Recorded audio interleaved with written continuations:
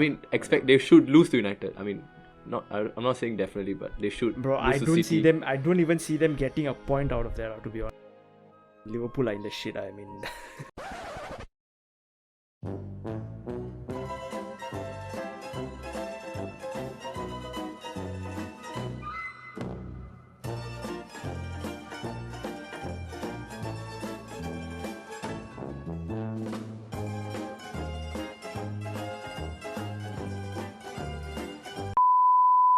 Hello, ladies and gentlemen, and welcome back to the Next Team podcast. First and foremost, I want to thank you all so much for the support we've had on our first episode. As we are recording, the first episode is sitting at 440 views with 26 subscribers on the channel. So that's more than we could have ever hoped for. So thank you guys so much for that. We've listened to some of your feedback, and frankly, this episode will be an improvement over the last one. No pun intended. We will have immediately butting in. Anyway, importantly, we'll have timestamps for the topics that we'll be discussing in the description below, so you guys don't have to listen to the entire episode if you don't want to. So, without further ado, let's jump right in. Let's talk about the fact that our everything we said in the last episode has been completely negated by recent results, but we'll move on. Let's start with United and Sheffield, why don't we? So our resident United fans, what do you guys think about the result? Vikas, do you want to start? Yeah, sure. Okay, yeah, so before I start, I mean, like BK, I just had to thank everyone for the support. And big shout out to the CKW boys. For context, those guys are the Sunday League team which myself and Pramod play for. And yeah, can't wait to share the pitch with you guys again once the stupid COVID restrictions get lifted. Okay, so now coming back to the topic. So Sheffield, I mean, I guess it's me again. I sort of saw. I remember saying the last podcast that Sheffield are gonna get a result against one of the big boys, and unfortunately, it was us. And kind of sucks. Quite unfortunate. I know Pramod is gonna jump in and say that it was Ole's fault. He's a fraud. He's been exposed. Blah blah blah. Okay, fine, whatever. And okay, I mean, Sheffield was. I think it had to come to an end. Our run. I think it was long overdue. I feel like a result like that. Like a lot of times when we weren't playing well, like especially like I know this game was quite some time ago. Like the Brighton game, for example, we were absolutely like outplayed by them, but we somehow got the result. And like I think like I mean when you win those kind of games, I guess you have to lose some games which perhaps you should have won. So I don't really like look into it too much. At this point, I think last episode, I think myself and Pramod wanted United to stay on top, but at this point, it looks increasingly unlikely by every game. And so I think for Sheffield game, I'm not really too concerned about the result. Maybe Pramod, do you have any thoughts on that? Okay, here we go. Hashtag Fabrizio Romano. Okay, anyway. Okay, so basically, so what Ole messed up in the Sheffield game was, right, he played Tuanzebe as centre back, which is okay. Upon retrospect, I feel like that's our only option because Bailly and Lindelof were injured. But now I realize that Tuanzebe, although he won like Jimmy Murphy Player of the Year, I don't know what, all kind of accolades in his youth team and stuff, I don't think he's ready, and that's why we desperately need a centre back. And another mistake Ole did, which was much more it was much more evident, was the fact that he played Pogba as a defensive midfielder, which basically means that his average position in the whole game, throughout the whole game, was basically behind the halfway line, so within the United half, which is messed up because Sheffield are playing a low block, and they're sitting on the penalty box, so it doesn't make sense to play 4 at the back and 2 defensive midfielders. And tactics like this is what like drives me crazy when I talk about Ole, and I'm just like quite done with him, honestly, especially after the Arsenal game. Okay, if you were Ole, what formation would you play instead? Mr. Pramod. Okay, first of all, right, we need to stop this McFred bullshit. Okay, we need to stop playing freaking McTominay and Fred, because both of them are defensive minded. Okay, we can't be. I don't know. Did he play?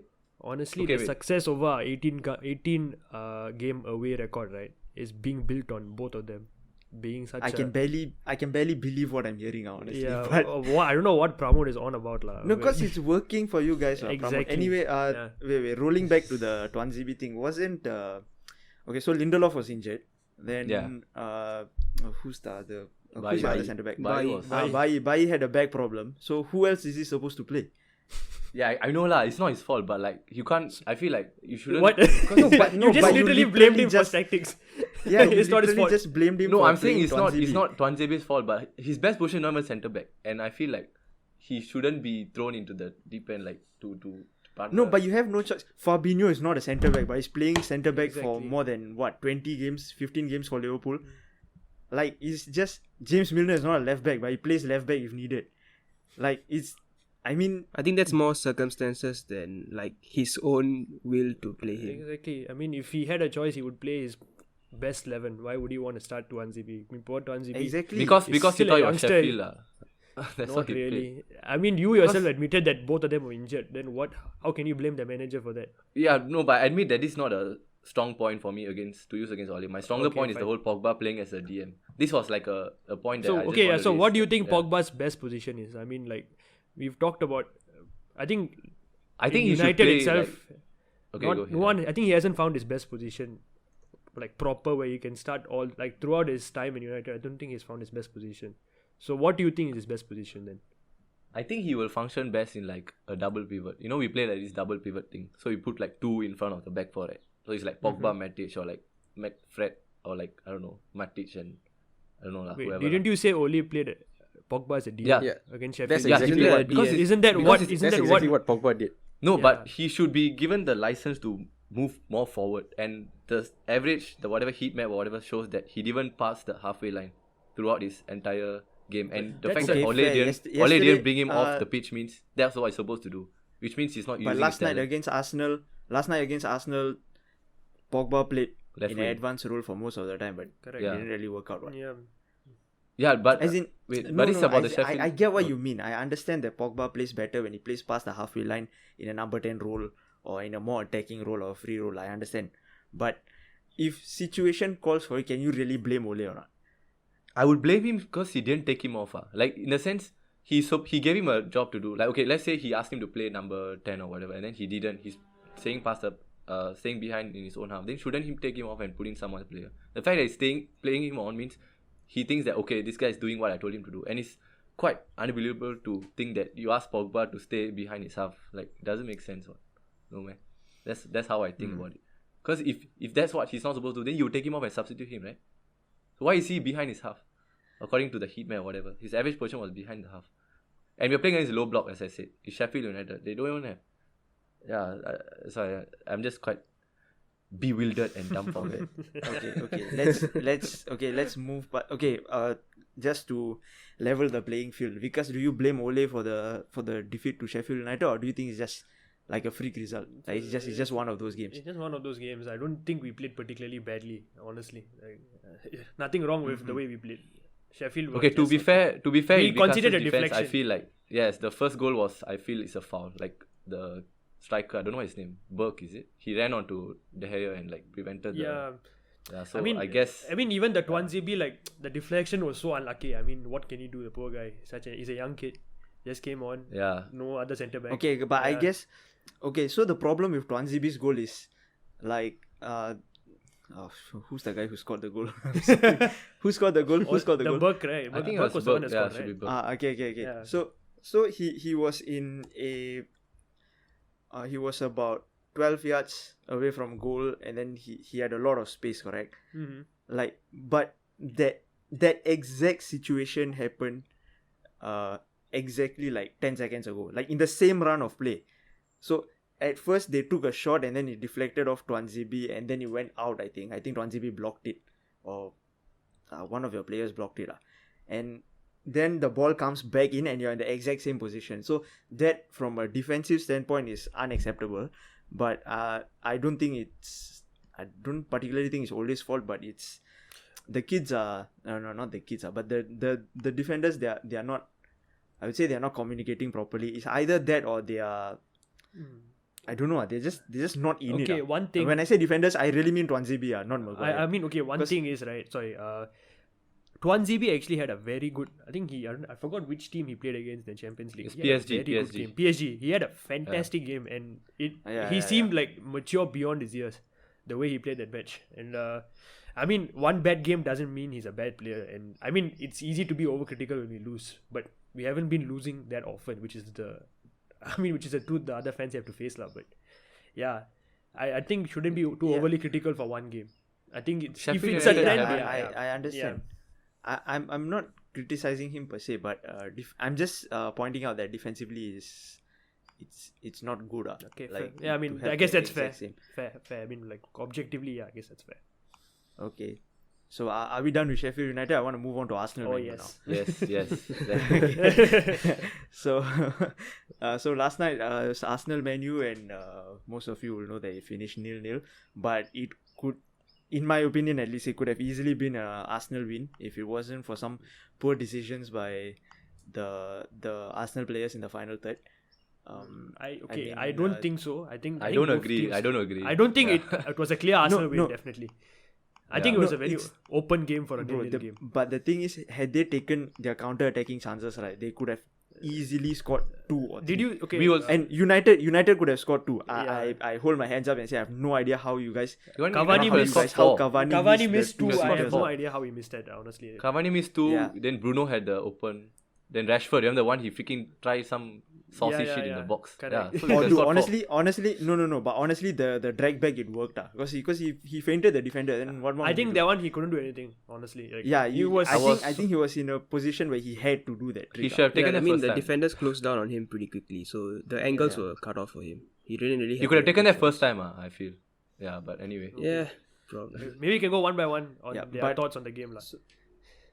Okay. Yeah. Wait, boys. Ask the boys, Arsenal boys. fan, guys. It is going to be almost 12 minutes into the podcast, and I haven't heard from Tarun yet. Tarun, what's going on, bro? I mean, I don't have much to say in this yet. You know, I didn't watch Man U Sheffield, so I'm just going off of what you guys are talking about. Man U Arsenal, I didn't watch the full game. I watched parts of it, and like what you guys said, yeah, it seemed like both teams had some good chances to win. So it was quite surprising that it was a 0-0 and not even a maybe 1-1 or 2-2 draw. So I Okay, mean, so for those who watch the Arsenal Man U game, you guys saw the 2 clear-cut Cavani chances. Okay, those are the chances that United properly missed. But Arsenal were 3 against 2, and Lacazette took a 30-yard shot for some reason. Willian was in the box, and instead of cutting in and shooting, he wasted time, and then by the time he shot, someone blocked it. But it was a good block. I think it was a block by Maguire, I Wan-Bissaka, if I remember. Was it correctly. Maguire? No, it was Wan-Bissaka. No, Wan-Bissaka, Maguire was Wan-Bissaka. the Pepe chance. Oh, Pep, okay. I think I know I know what you're talking about. Wan-Bissaka Yeah, recovered and, after the tackle. Yep. Oh, that was So Arsenal could have won, honestly. So could have Man U, but it's a shame the game finished. Actually, from a Liverpool perspective, no, it's not a shame that the game finished 0-0. But Can I say something before we start? Yeah, go on. Okay, basically, like Arsenal's backline cost 13 million. Maguire cost 80 million. Point number 1. Arsenal didn't play Gabriel. Arsenal didn't play Saka. Oh my Arsenal didn't play Aubameyang. Arsenal didn't play Tierney. And yet we scored. We didn't like give any form of pressure to the backline. And what do you mean? apart- You've had 2 clear-cut chances. Did you see What more do the you first Cavani chance was absolute amazing play, and that if that isn't down to the manager, I don't know what is. That We is had not 2 big individual chances moments of created, brilliance. okay? That is not No, we- Like individual. the missing. You know the passing No, yeah, move Cavani- with Shaw. Who else? Shaw combining, Cavani combined with that, doing that move. Someone else combined. No, I forgot who it how was. do we only have 2 big chances? Like, this is facts. I'm not like In saying, a like, big these game, you 2 can't big- have many chances, especially in a team against Art. No, but my first point full credit is to you're playing Arteta. Cedric. Arteta was fantastic. I thought his defensive shape was amazing the whole game. It was incredibly difficult for United to break him down. And to be honest, to even create 2 chances against that Arsenal team, I would say is pretty impressive. And No, it's especially, not. I was really impressed No, by the it's not. first move. Like You the don't, not Cavani if you have chance which- Cedric and Bellerin at the back and Holding at the back. No, without Holding Tierney is and playing Gabriel. very well. I think Arjun can Without back Tierney that. and Gab- Holding is one of the Tierney best and- players yeah, this Holding season. He's having a improved brilliant quite season. a bit. I think he's returned to the form that he had before the ACL injury. But you had Cedric and Bellerin, what? I don't think Yeah, they are Cedric. there for the taking. To be honest, I'm quite surprised because he doesn't really play at left back. It's just Yeah. We don't really have a second choice left back now that Kolasinac went on loan. And Two of your he's best been- players. Three of your best players not playing. No, I mean, Saka, if you look Gabriel, at our and bench, Tierney. it's quite dreadful, honestly. Like, we don't really have much bench Yeah, strength compared to United. So it was either our starting 11 play well or we're going to get finished. So yeah, thankfully we were up to the task. And what you guys said, I feel like both teams in a way will be disappointed with the draw because there were chances on both sides. But as an Arsenal fan, I'm quite encouraged. Like Vikas was talking about the defensive organisation. Yeah, that's a very good point. For like the first time in years, I actually am quite confident with the defense we have, and the stats backed it up. I think only City have considered less. Yeah, I'm pretty sure Only City have considered less fewer goals than you guys. Yes. Oh wow, that's We've considered 20 in 21, and then Man City have gone on another level, 13 in 21, I think, which is insane. Wow.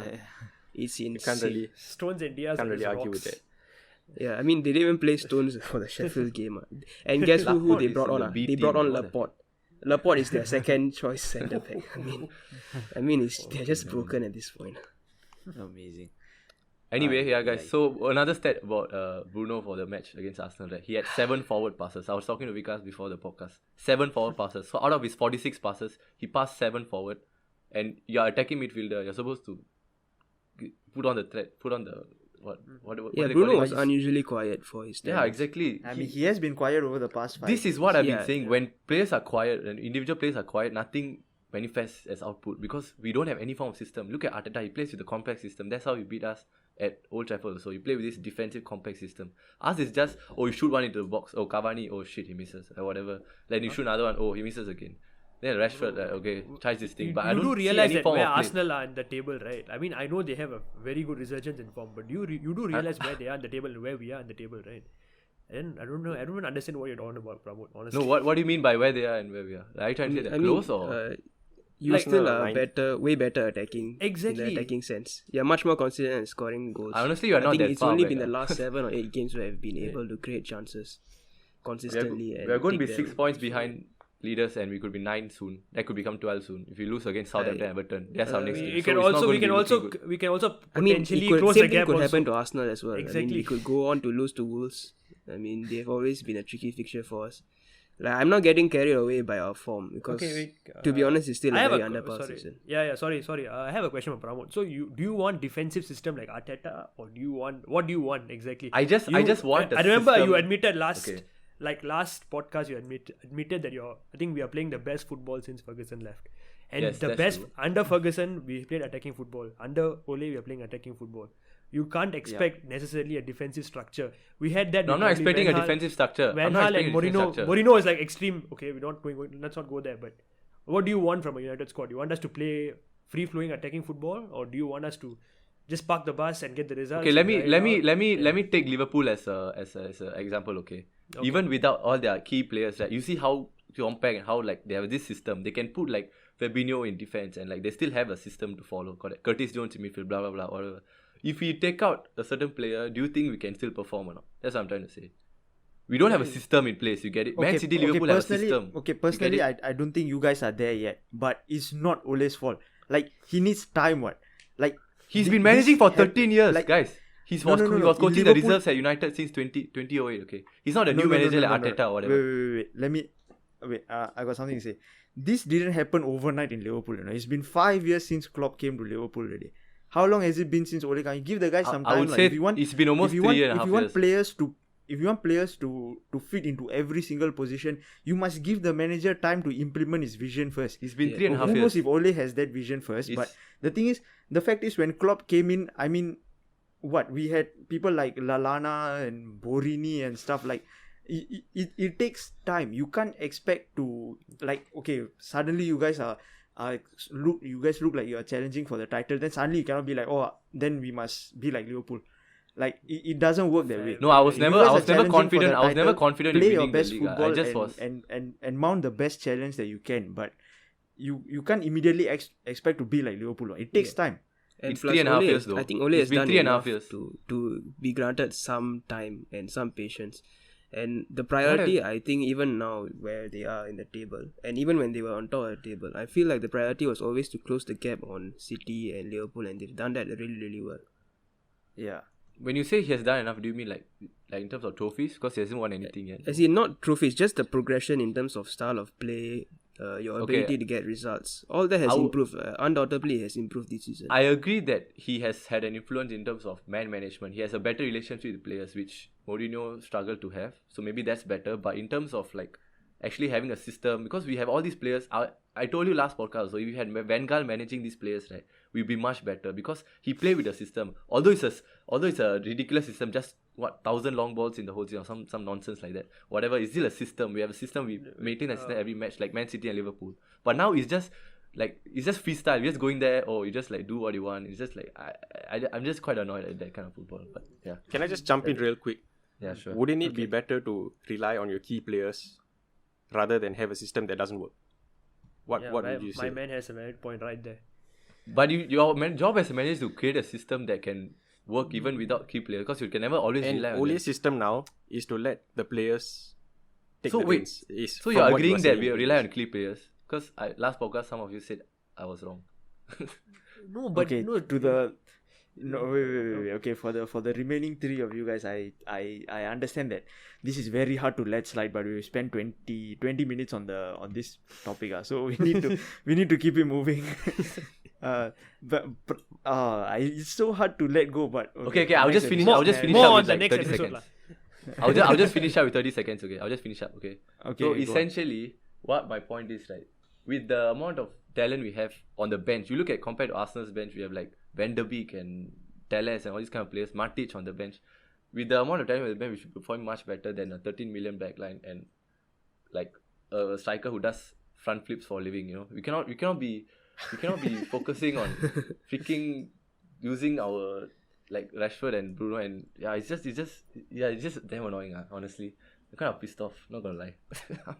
Oh my okay, it's God. going to be very hard to leave on that I'm note. just but- I'm just okay. Whatever. Never mind. Move on. Swiftly moving on. Yeah. Okay. You guys were talking about Rob Holding just now. How he's had a very good season. I wanna ask you guys, who do you think is the most underrated player in the Premier League right now? Each of us go one time or what? Yeah. Maybe we can yeah, start with yeah, Tarun. one Like, by he one. hasn't really talked much. Yeah, sure. Tarun. Let's Who's go your Tarun. underrated player? I think I would have to say Jordan Henderson. Yeah. I know go on, Vikas. I know what you're going to say, but Isn't you he can always just hear me rated? out, right? He's a very good centre mid.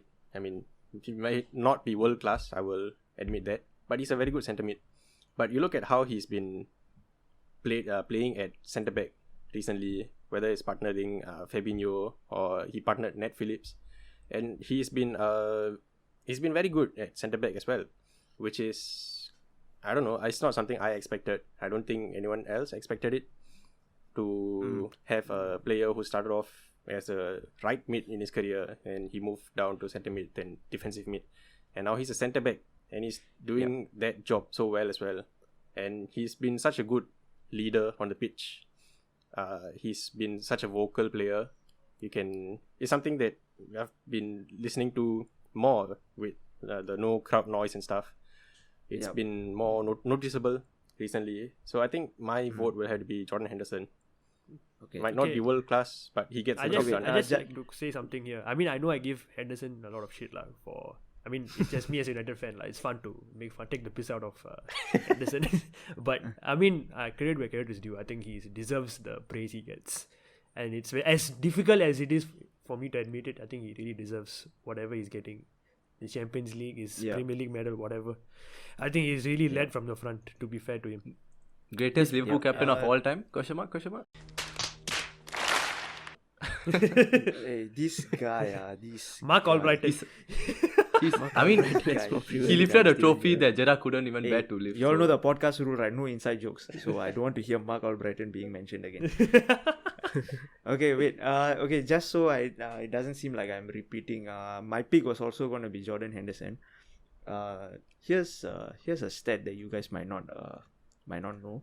Oh, stat I'm pretty sure the United fans among us remember the 3-0 defeat to Watford last year, like Liverpool's 3-0 defeat to Watford last year.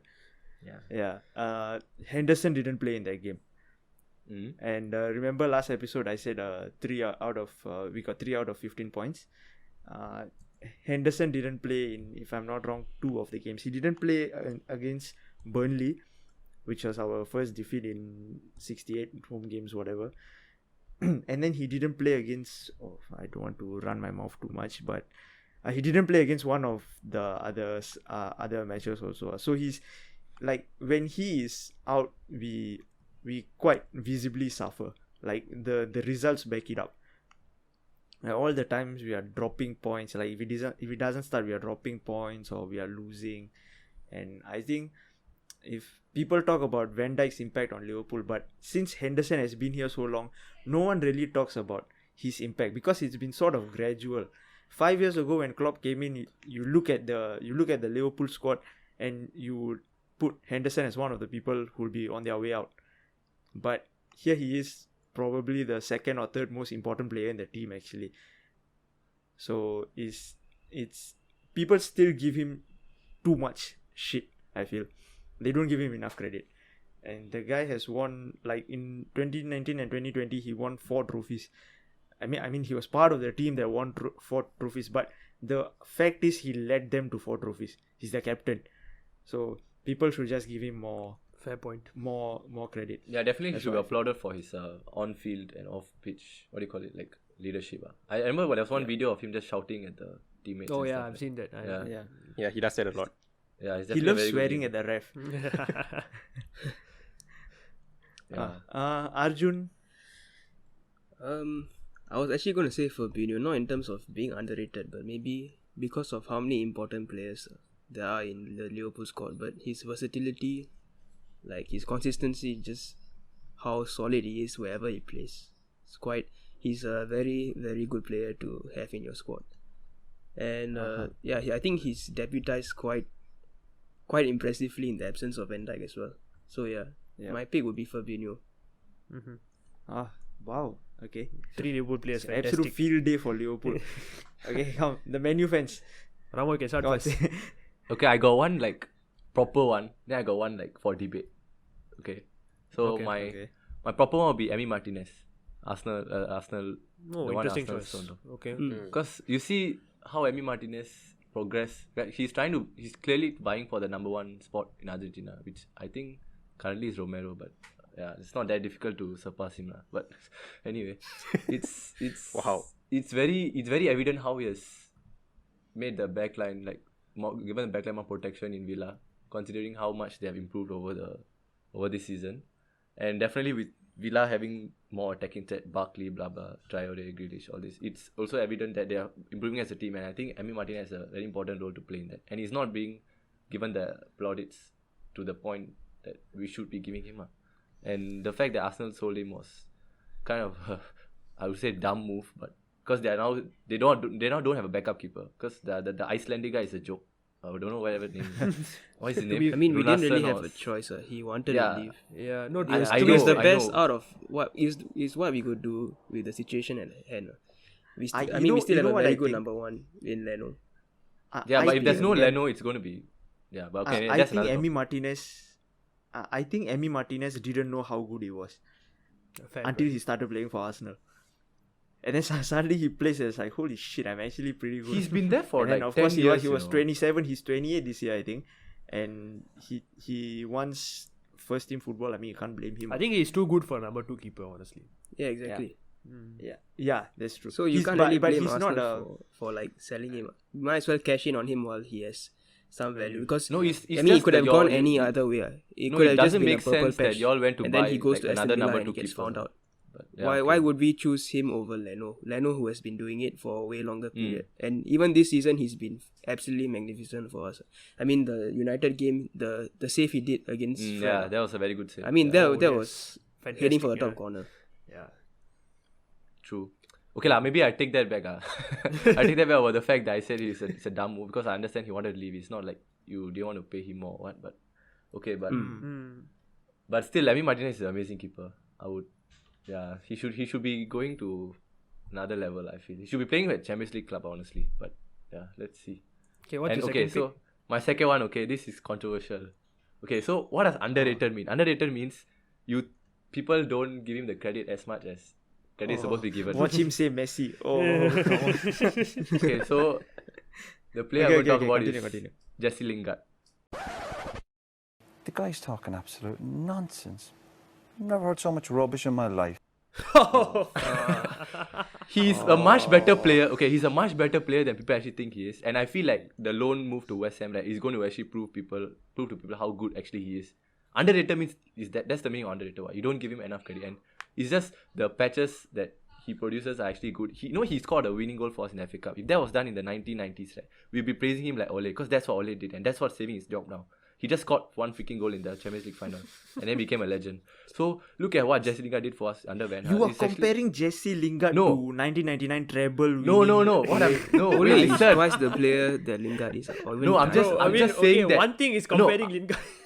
No, I'm not comparing them. I'm just saying that if he did this in the 90s, bro, that Ole as a manager, you can have your much opinion, better. but I think Ole as a player, you can't argue. Honestly, he was a very good off the bench kind of player for us. Like, you cannot argue with that. Like, that is He probably would have started for a lot of other top clubs at that time. It's just because he was at United that he was off the bench. I would argue that the only contribution he had was that goal, but okay. I wasn't watching enough at that point, so. Wait. Let me just get a general consensus first. Pramod, are you done building your case?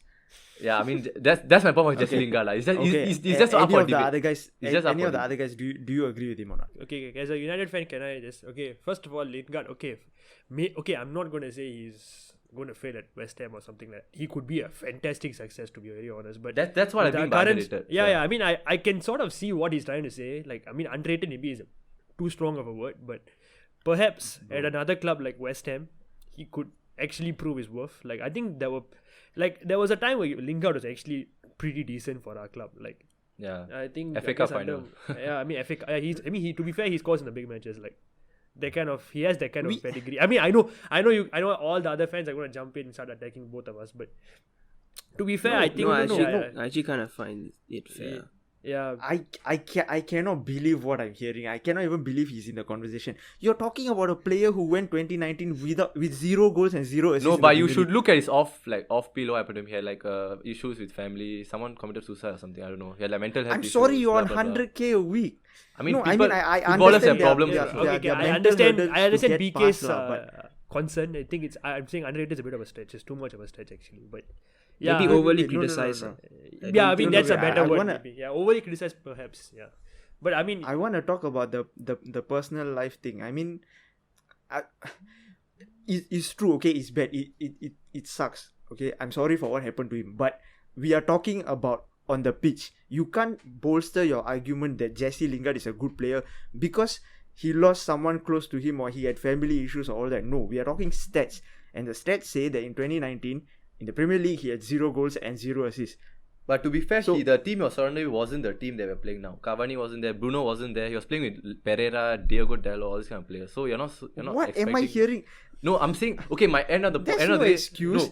No. Okay, let me basically my point is that he's a better player than what people call him. And to me, that's what underrated is. That's it. I'm done. No, he's not underrated. Okay. No. He's absolutely not. I think we can move on. I think Jesse Lingard doesn't deserve so much talk time. Maybe if he does well in his loan move, then we can come back we can talk in the about him future later. or something. Yeah. Okay, yeah. I don't think we've asked Arjun. Not me. I want to say. Oh, yeah, okay. No. Okay, yeah. Okay, actually, I have 2 players. Actually, okay, I feel like generally defensive players sort of go under the radar. I know you're talking about Henderson and all that, but there are some people who actually go under the radar. One is actually Wilfred Ndidi from Leicester. Oh, I thought you were going to say Maguire. What the fuck? No. Okay. I know you will start jumping on the 80 million train again, but yeah. Okay, yeah. Ndidi, right? Okay, so I was just looking through the stats and something that maybe a lot of you all may not know. Since he has come on to Leicester, right? He has, in terms of tackles in the Premier League, he has always been in the top 3. In fact, 18. So like 7. Okay, I'm just looking at the stats right now. 17-18 he was number 1. 18-19 he was number 1 again. 19-20. He was number 2, only behind Wan-Bissaka, who was also my other shout for the most underrated player actually. So yeah, he's actually fantastic for Leicester, and he's actually filled up that N'Golo Kante void which came after he left to Chelsea. So I think Ndidi has, perhaps because Leicester has always been in and around that top 4 or like around the European, challenging for the European spots. So I guess they don't come under the radar as much as some of the bigger clubs. But I think Ndidi will easily fit into any of the top 4 clubs. Actually, he can play for a title-winning team easily. He does I'll the take job him at in United, midfield. actually. I would Now take that him I think honestly. Like he we need a DM. he does the job, but to be honest, we don't really need a defensive midfielder per se. I think we are. I mean, as maybe Pramod might disagree, but I think McTominay and Yeah, Fred I are a very disagree. solid defensive partnership, in my eyes at least. McFraud. Yeah, sure, whatever. Uh-huh. Okay, yeah. The thing is, Ndidi, and I think Ndidi is fantastic, and because he's at Leicester, he doesn't get talked about as much. And yeah. And okay, coming back to my I'll just finish this. Okay, Wan-Bissaka is my other shout for the most underrated player. So I feel like he also has a fantastic tackle record. I'm just looking at number of tackles. I think that's the best measure for a defensive player in the Premier League. And he's also been in the top 3. Once. You had to give him that. Yeah, exactly. He's been very hard to get past. And he has been in the top 3 in terms of tackles since his move to United, which is absolutely amazing for a fullback. And I mean, going forward, he may not be the best player, but I think defensively, I can go as far as to say that he is perhaps the best defensive fullback in the league. I think we can give him that. And I don't think it's... What do you all think about this argument about comparing Trent and Wan-Bissaka? They say Trent is a better... Trent is, I think going forward, I think Trent is way better, but I think defensively, I think even Liverpool fans may agree that Wan-Bissaka... Would you say that the modern fullback requires going forward and therefore Wan-Bissaka is not actually achieving his potential? I don't know. Is that something you all agree with? I feel I like... kind of feel it's actually kind of improving recently. It depends on how Yeah. the team plays as well. Liverpool plays with I attacking mean, fullbacks a lot more than other teams do. So it's more important in a Liverpool team. But if your fullbacks don't attack as much, then it's not really that necessary.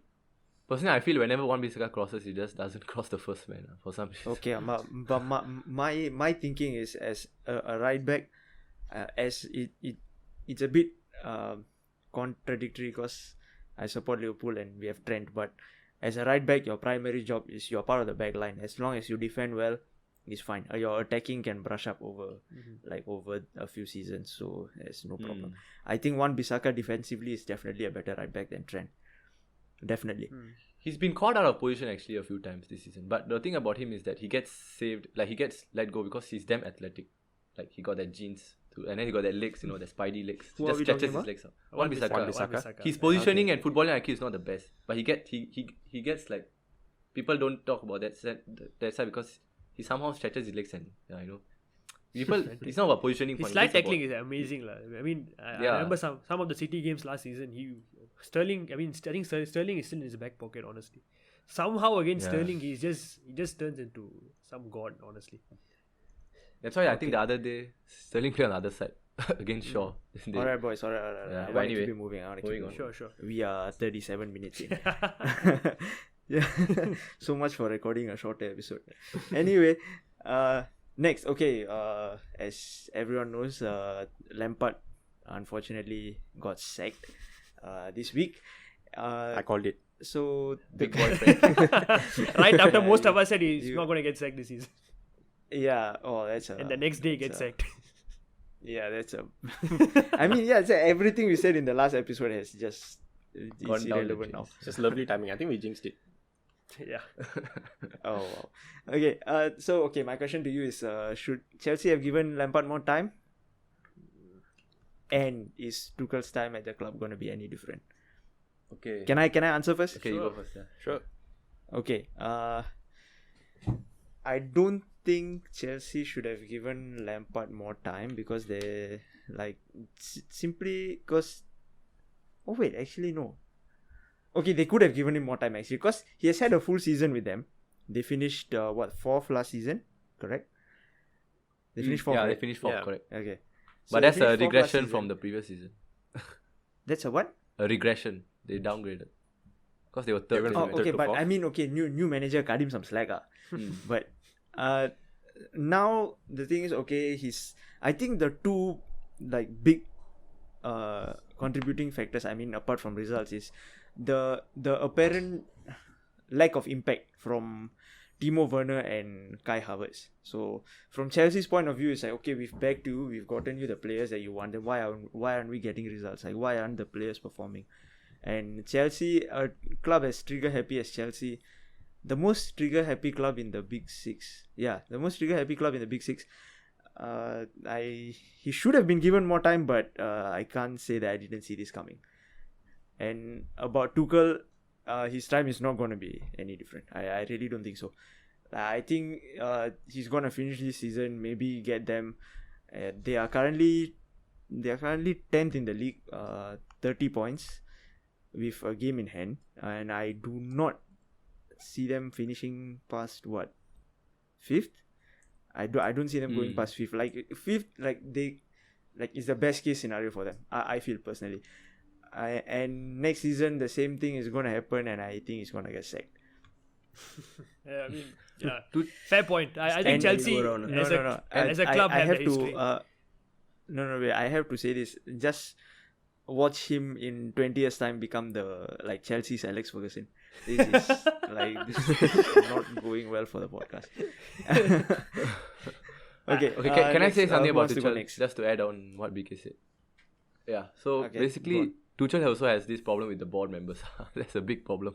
And when you have Roman Abramovich above you, it's quite difficult to maintain a relationship. Because if you look at PSG, he fell out with the board. You look at Dortmund, he fell out with the board. Okay, I saw a recent article saying that he apparently took it upon himself to better get a relationship with the board members and stuff. So maybe that may change. But honestly, I think in 18 months' time we'll be sitting here talking about, if we are, I think we will be lah. So we'll still be sitting here talking about, Chelsea's like their next manager and blah blah blah. It's just honestly for Roman Abramovich, right? His players are like toys, when a child goes into this toy store, then you just buy all the toys you want. They're like, oh shit, this toy is broken. That's You a ask nice your mom to analogy, buy another actually. toy for you. It's very good. He's just this spoiled child who just wants to go around buying all the toys. Actually, that is how he bought Chelsea Football Club. Yeah, that's right. For a player like him, he has no sentimentality, no attachment to any of the managers or players. He's just like, if you don't do a job, you're out. If you don't do a job, you're out. That's it. Yeah, But do you Unlike feel that model has worked quite well for them, right? I mean, Yeah, last they've 15 had- years, they're they've one of had the most success, successful clubs in England. Yeah, they've had considerable success. To be honest. Roman took over when 2003, 2004. Yeah. Over the past 16, 17 years, I mean they've won the Champions League, they've won the Premier League 3 times, I think. Throw in a couple of Europa Cups and I think a FA few Cups. domestic cups. Yeah, I think Champions League also. they've been doing well. It's working for him, so you can't really blame them for doing I this. think in terms But- of managers, right, the only guy who I feel like Roman should have backed was probably Mourinho, because I feel like he really achieved a lot at that club and probably deserved better treatment. I know he came for a second stint and then, but But a lot other managers deserve better treatment. We said last episode there's Di Matteo, there is Conte. Conte. These true, guys, true.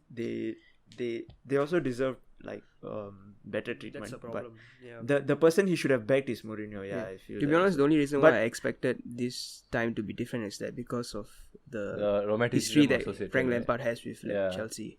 And Yeah. the fact that he's He's a a club legend, legend, and so- maybe they would Yeah, be more yeah, lenient. yeah. But if you look at you're the right. track record, people managers before him have been sacked after achieving more than what he's achieved. And and he doesn't have the excuse of not getting backing. I mean, this is pretty much his team already. Yeah, his legacy as a player might actually have been the reason why he Got the job, He brought. He's not a Yeah. fantastic manager, guys. Really, he's not. I don't like Ole, but I would say Ole is a better manager than Lampard. Honestly, you look at his tenure with Derby, right? He brought them from 6th to 6th the next season, and then he immediately got offered the Chelsea job. And then I told BK, they regressed. They went from 3rd to 4th. Granted, it's by goal difference or what, but it's still a downgrade from the previous season. And with all the But to be money fair to spent- him, he didn't have a transfer window to work with, and he got 4th. He got the 4th spot yeah. with a lot of the academy players. So that's pretty impressive, I would say. Yeah, I was that quite brings impressed me- by that. Yeah, that brings me to another point. Would you rather have this model of just chopping and changing managers, or would you have one manager but you don't win as much, but you have this nice sentimentality and romanticism kind of attached to the manager, and you look at what Posh did. He was there for 5-6 years, didn't win anything, but there was this sort of communal spirit, you know what I mean, that he can create and bring through with the fans, this attachment with the fans. Because when you keep changing managers, you can't create that bond with the fans, if you get what I mean.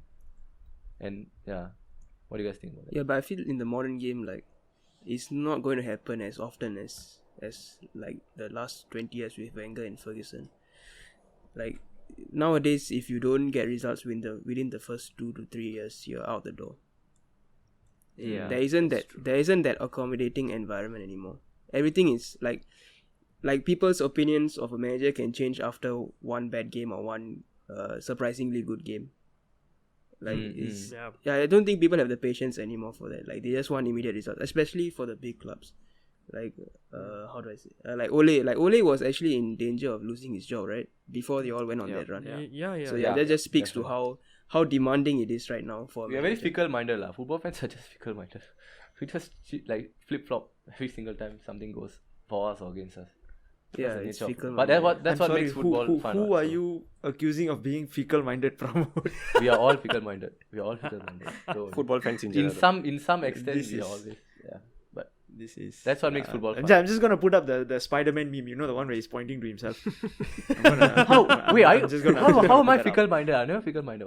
I was backing my point that Ole is not deserving to lead the best club in the world, and I still stand by it, lah.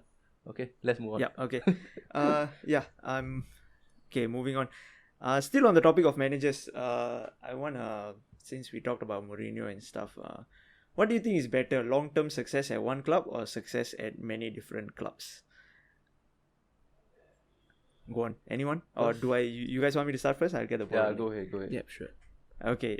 For me, I think success at many different clubs is better, because each club has their own identity, and you have to cater to the fans, and there's the problem of coming in, introducing yourself to the players getting used to you. So as a manager, if you can facilitate all that and still find success at different clubs, you can I think you deserve more. Okay, no, I won't say you deserve more respect, but I think in my eyes it's more impressive than it's more impressive than, say, Alex Ferguson or Wenger. Oh, but wait, Alex Ferguson, okay, no, wait. Hot takes. Relax. So I understand for the Alex Ferguson part, it might be a bit touchy, because the guy won 18 Prem titles or something. No, he didn't win it. He won 30. He won 13. Okay. Okay, fine. 13. So, okay, it's crazy. But I will definitely say they command more respect than Wenger. I know Wenger has gone invincible, but I think it's harder to do success at many different clubs than a lot of success at one club. I think many different clubs.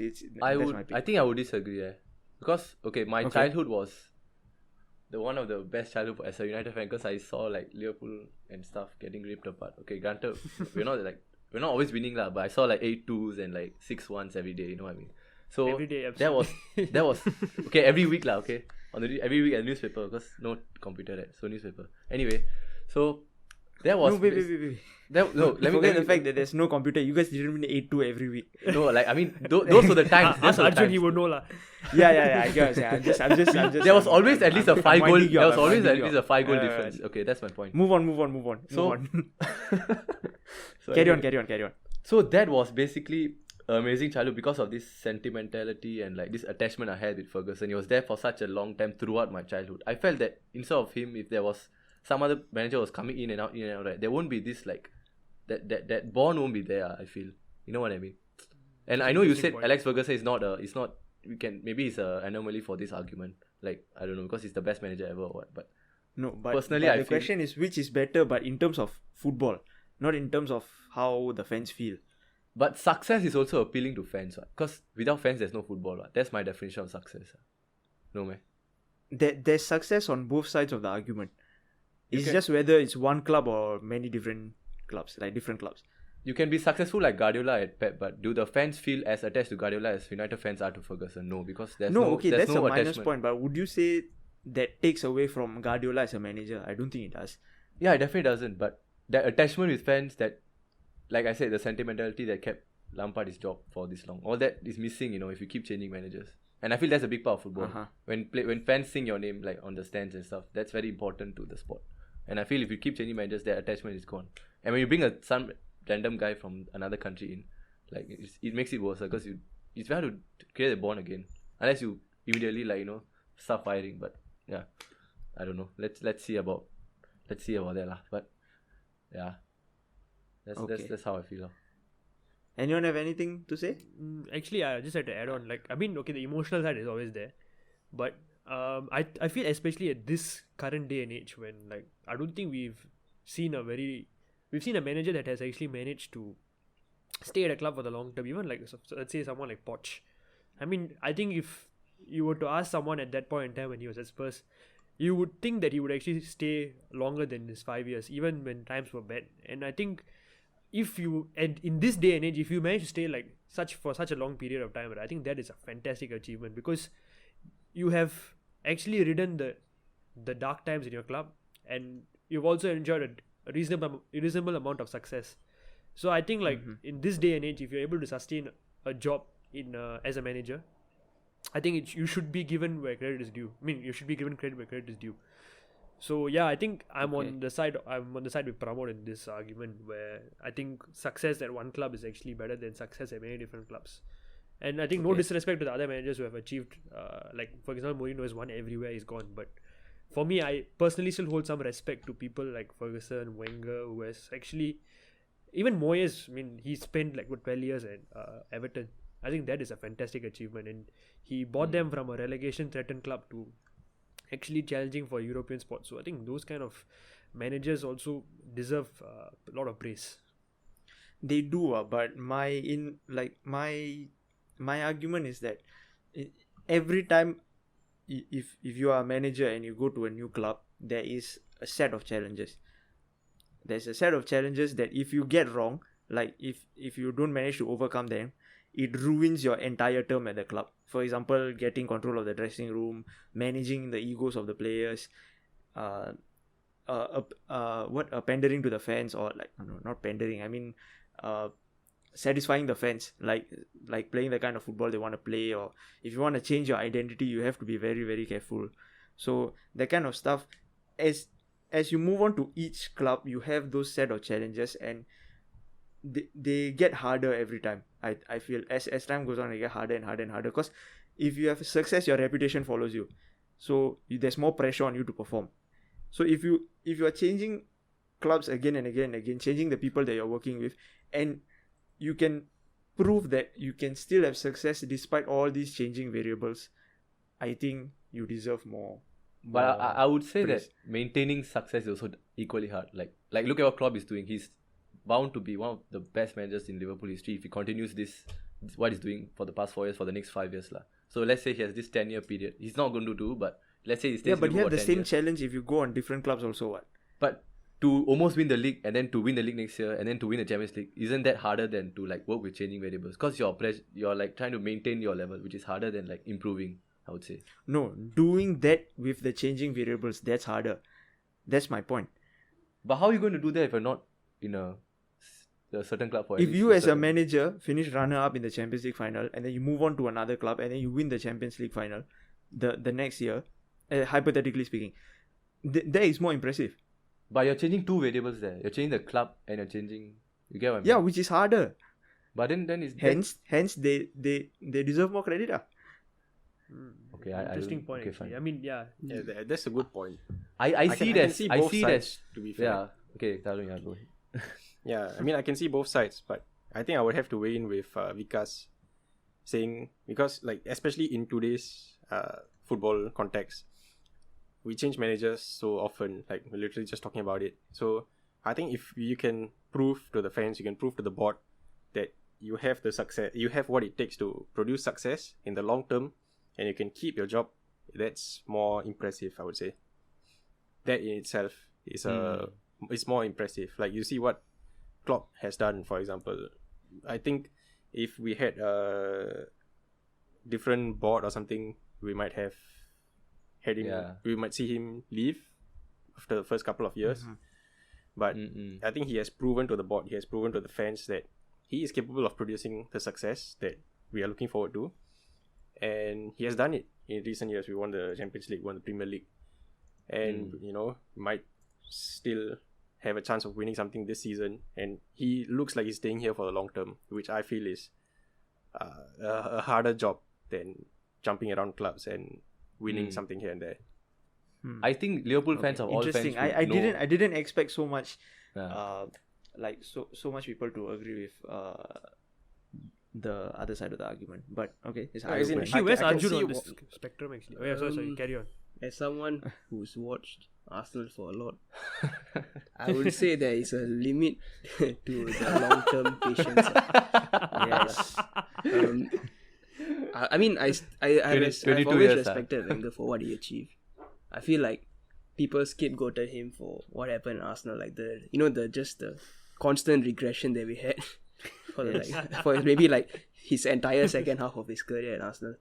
Arsenal fan He gave you top 4 Yeah. for like He has 20 to go years, then blood. you would sacked him. Then now you're praying for top 4. The biggest irony. Yeah, I mean, honestly.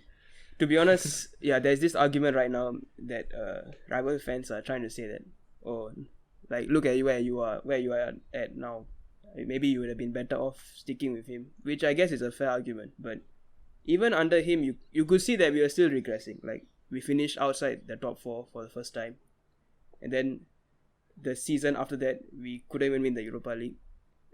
We finished out of the top 4 again.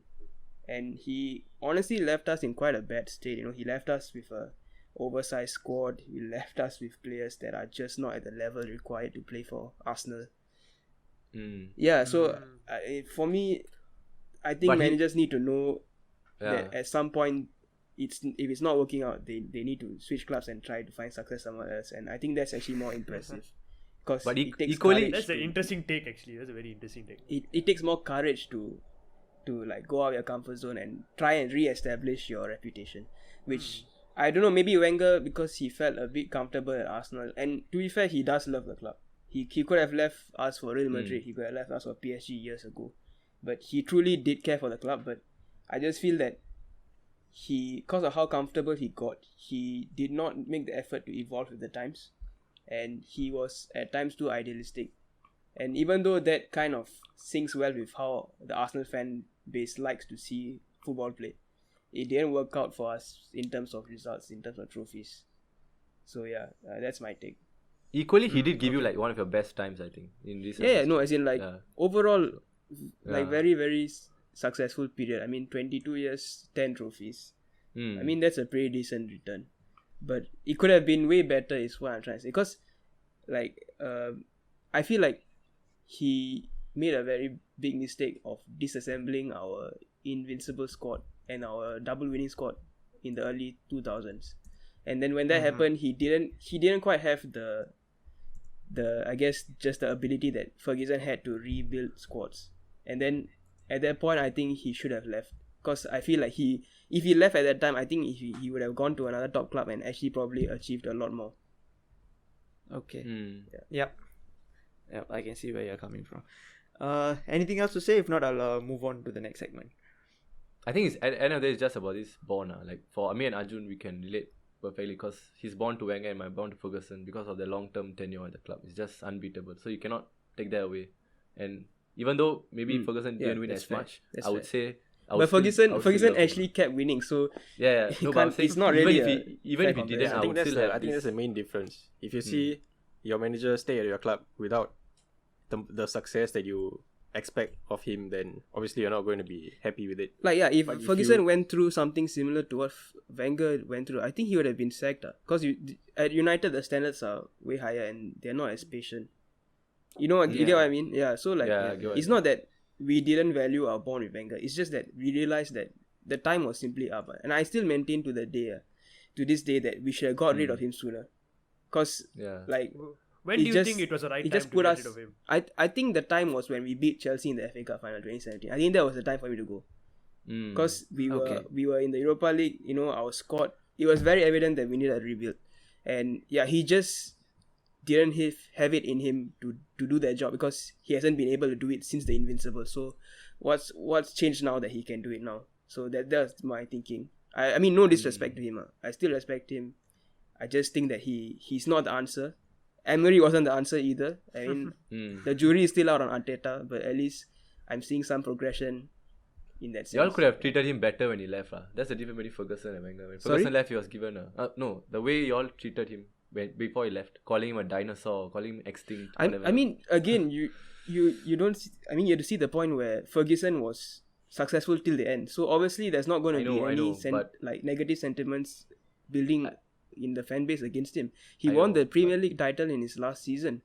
How is that? how is 20 it years fair of to 20 be- years of top Sorry? 4 is also not a very like simple I thing mean, to do, lah, top I feel. yeah, top But, 4 is important, but at 20 the end of years, the day, every when, year for when you 20 see how years. much he achieved in the first 7-8 years, and then you see the regression, obviously, and you're going to be upset as a fan base because you're not getting Yeah. anywhere. You're stagnating. I mean, you're worse than stagnating. You're regressing.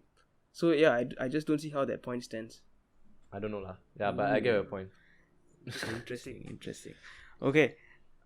Swiftly moving on. If you guys are done, let's move on to football Mythbusters. So this week we have Vikas, who's here to bust the football myth for us. Go on, Vikas. All right.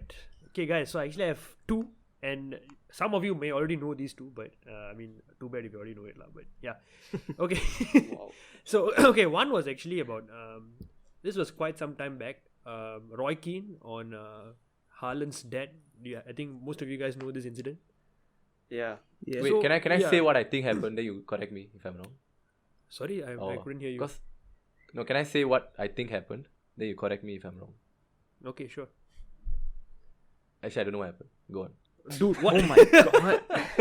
Wow. Okay. Hey, Okay. Vikas, carry on. Carry Okay, on. so basically, a common myth was that Roy Keane ended Haaland's dad's career.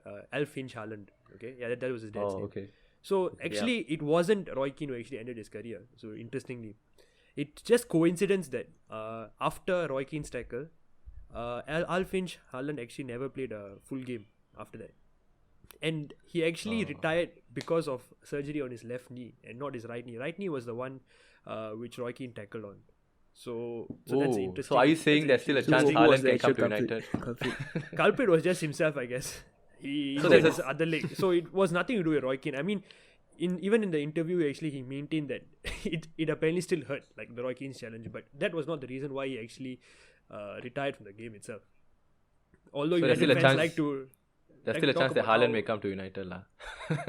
I couldn't hear you from what you're like on and off. I don't know. No, there's still a chance that Haaland may come to United. Is it? Let's not go back to these transfer targets. I again. don't see him coming to United for that reason alone. I think because, bro. Okay, Vikas. I'm here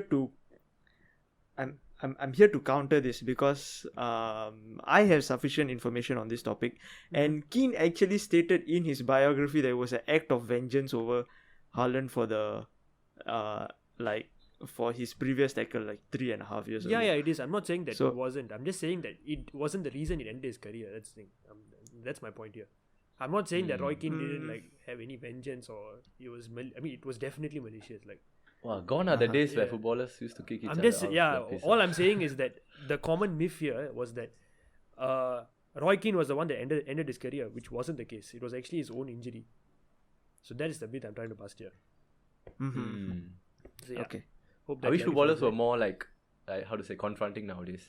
And speaking of confrontation footballers, there's a boxing fight, right? VK? Let's wait. Let's just step by step. Yeah, I know. My guy Vikas has another myth, bro. Yeah.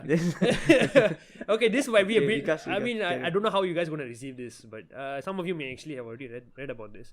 So my second myth is actually about Paul Pogba and his time at United. So okay, I mean, I myself am I myself guilty of this. So I tend to criticize Pogba for going missing in a lot of games. Maybe recent times he's been slightly better, so he doesn't. And I think after the arrival of Bruno, the spotlight has sort of it's not so much on him anymore. So a lot of people say that he hasn't lived up to his price tag. His time at Juventus was much better. So I just like to talk about his record at Juventus. So his Serie A record was 124 games, 28 goals, 28 assists. So Okay. in the Premier League, he's played 129 games. So any guesses as to what his record is in terms of goals and assists? I think it's almost identical. I think it's to identical, the Serie A record. Yes, it is. So in fact, it's actually 28 goals and 28 assists, exact same record which he has in the Premier League.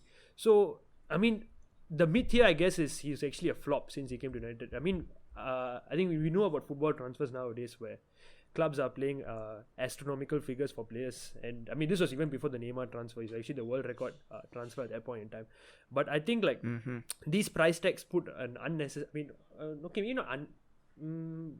I would say that it puts an unrealistic expectation on the players to actually perform beyond what they're capable of.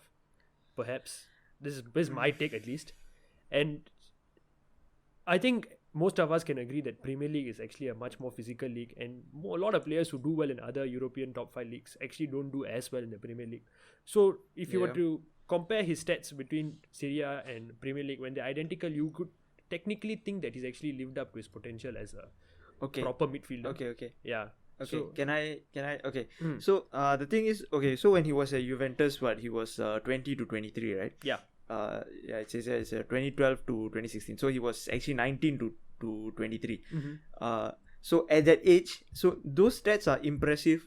Like, it made him the most expensive transfer. Was he the most expensive transfer at the time? You mean to United, is it? Yeah. Yeah, he was at the time before the Neymar transfer. Yeah. So, he was the most expensive transfer at the time because those stats are impressive for a 22-year-old, 23-year-old. When you pay that much money, you expect improvement. And personally, I feel he's been way too inconsistent. It's not terrible, but I feel like you guys didn't pay out of your pocket for the exact same stats. Okay, You what guys I feel want personally the is world right. beater. You guys want the next Zidane. That's what you guys want. True. That's what okay. that's what you what I pay feel that kind like of money we for. wanted the Bruno kind of player in Pogba, which unfortunately he never lived up to. I think he had the talent, but for some reason he hasn't been able to get the kind of stats which we expect of a maybe because of his price tag and maybe his affinity with United and the way we saw him play at Juventus scoring those amazing goals. I think we sort of expected that for him to just come in, fit into the team. Even like I remember his debut against Southampton, I could tell he was a class above everyone else. Like you could just tell he was a class player from the start. But perhaps he's been. I know common criticism. He goes missing in a lot of games. Like where's Pogba? Blah blah blah. I think Bruno has taken a lot of steam off him. But yeah, I think if you look at the stats, absolutely, I think it's fair to say that he hasn't done all that bad. That's what I'm trying to say here. Like it is. I know BK's point saying that maybe he was a younger age, so you expect a lot more out of a player because typically 26, 27 is when the player is supposed to reach his peak. Yeah.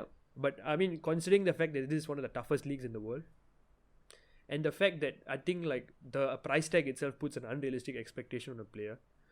So I feel considering all that, Pogba has actually done a pretty decent job at United. So yeah. Okay, how many goals do you say he scored? He scored 28.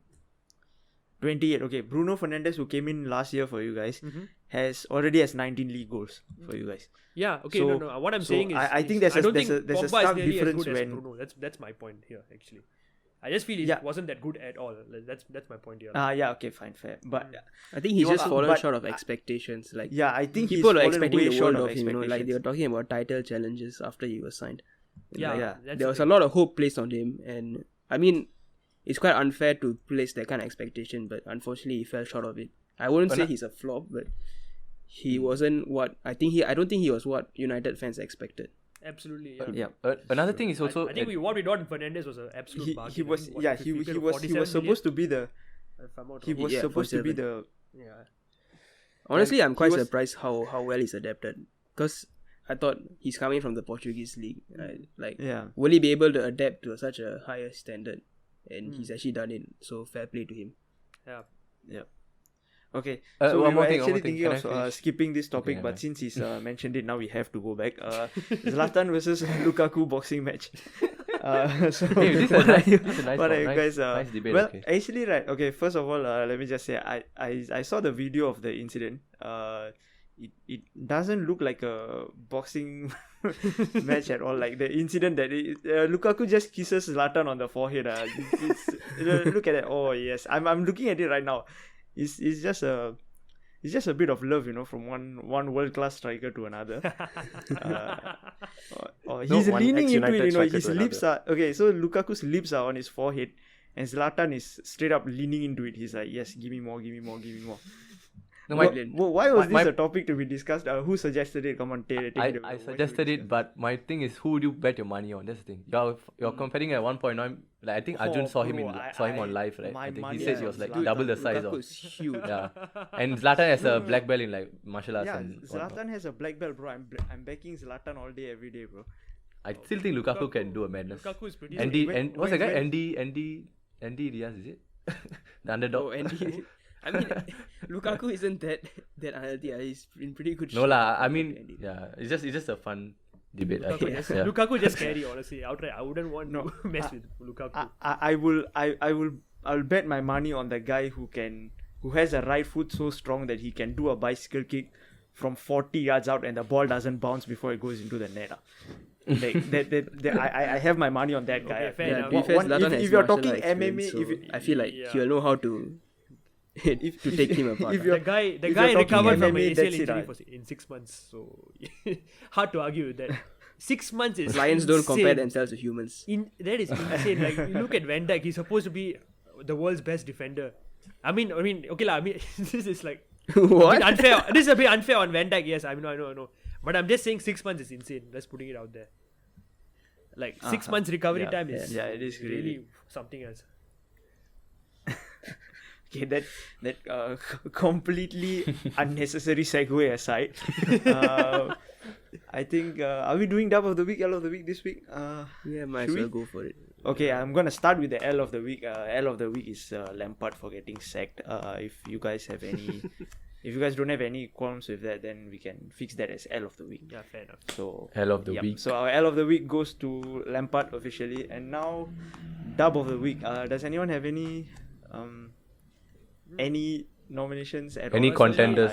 For me, I feel came Mikel Arteta. empty-handed. For me, I came I personally empty-handed. feel Mikel Arteta. Like Maybe for- Pep, I guess, because how Pep he's is turned also- around, how their form has turned around. That's a good point. How yeah, that's a good point. defensively solid they are, and they just look very, very comfortable and kind of ahead of. Yeah, the they're going to rest. win it, honestly, at this point. It's too early to call, but it does seem that way. Yeah. You know, in their 126-year They have history, what this is it their takes. first time they have not been beaten in like don't know how many games. Like this, some record after the win I against think they've Sheffield. only like conceded like one goal in like the last 12 or 13 games, which is Yeah, insane. it's a madness. Yeah. Yeah.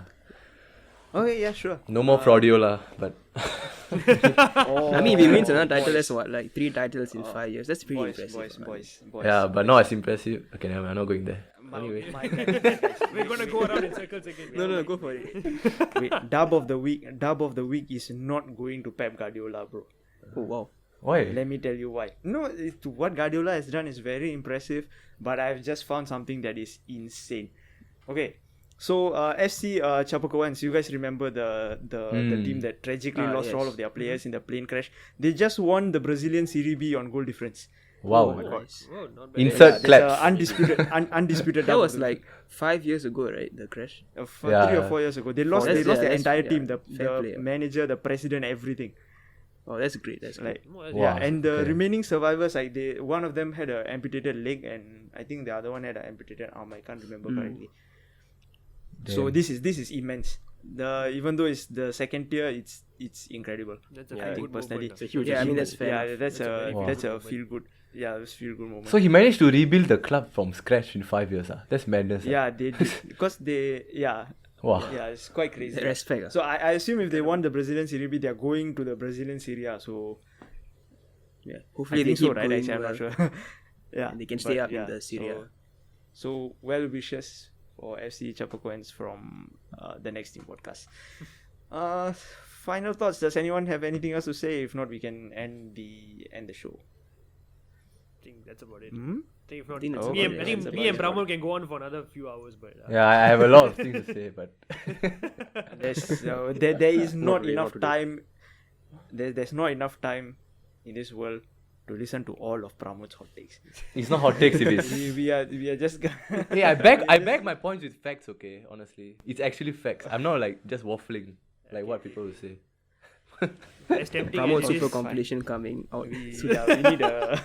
we need a special Pramod episode where Pramod should be the host, and it's just We need Skull Tagri to meme him up. it's just 1.5 hours of anti-Ole rambling. Okay. Thanks for the Bye. memories, Yeah, but it's time to say goodbye. Bye bye. Okay. Okay. With that, we come to the end of the show. Thank you so much for watching, and hopefully we can keep improving on our episodes and give you better content in the weeks to come. So thank you guys for watching. See ya.